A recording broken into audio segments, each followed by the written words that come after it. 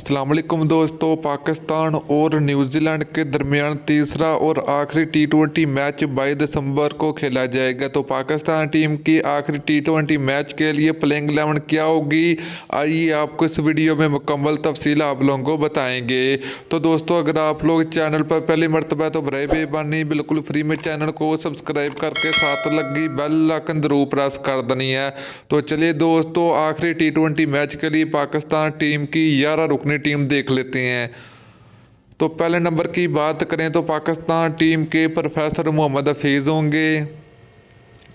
यहीं पे दूसरे नंबर की बात करें तो पाकिस्तान टीम के कप्तान शादाब खान होंगे। तीसरे नंबर की बात करें तो पाकिस्तान टीम के हैदर अली होंगे। नंबर 4 की बात करें तो पाकिस्तान टीम में वापसी होगी इफ्तिकार अहमद की।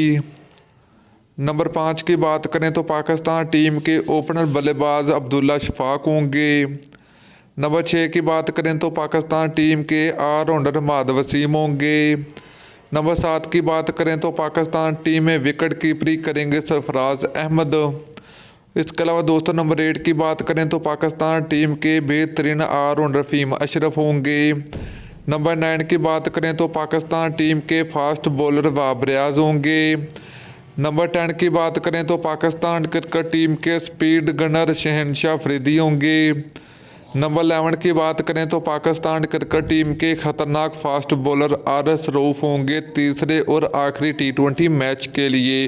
तो दोस्तों, ये थी पाकिस्तान टीम की खतरनाक प्लेइंग 11 तीसरे और आखिरी T20 मैच के लिए। तो दोस्तों, तीसरा मैच कौन सी टीम जीतेगी तो आप लोगों ने ज़रूर बताना है। तो वीडियो अच्छी लगी हो तो वीडियो को लाइक और शेयर ज़रूर कर दीजिए। फिर मिलते हैं किसी और वीडियो में। अल्लाह हाफिज़।